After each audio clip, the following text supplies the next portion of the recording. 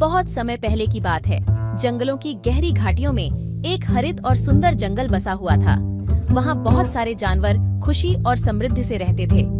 इस जंगल में एक हरियाली से भरी जगह थी, जहाँ हर तरह के पेड़ पौधों ने एक सुरमई रंग बिखेरा हुआ था। इस जंगल के एक कोने में एक शरारती बंदर अपनी मस्ती और हरकतों के लिए प्रसिद्ध था। उसका नाम था बंदूक, जिसने हर एक जानवर को हंसी और रमणीयता की ओर बढ़ाया। वह हर दिन नए शैली में पेड़ों के बीच कूदता और उन्हें नए खेलों से रूबरू कराता। एक दिन जब बंदूक एक ऊंचे पेड़ की शाखा पर झूल रहा था, उसकी एक अफसोसनाक घटना हुई। वह गलती से ही एक बड़े बाघ की पीठ पर गिर गया। बंदूक के होश उड़ गए, लेकिन उसको हैरानी की बजाय उसके आसपास का माहौल ठंडा रहा। शेर नामक वह बड़ा बाघ, जो अब तक सबको डरा हुआ था, चौंका नहीं और बंदूक को गुस्से से नहीं देखता हुआ बोला, तुम्हें चोट तो नहीं आई ना?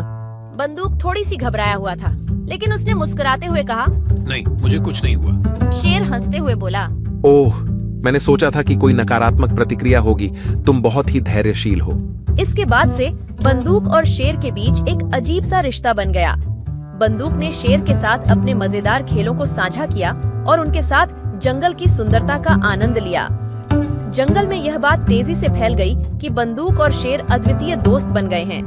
जंगल के अन्य जानवर इसे हैरानी से देखते रहे, क्योंकि उन्हें यह समझ में नहीं आ रहा था कि एक बंदर और एक शेर कैसे इतने अच्छे दोस्त बन सकते हैं। बंदूक और शेर ने एक दूसरे को साथ में बचपन की यादें ताजगी से याद करवाईं। जंगल में हर तरह की बातें होती रहती थीं, लेकिन उनकी दोस्ती हमेशा अद्वितीय और विशेष रहती थी।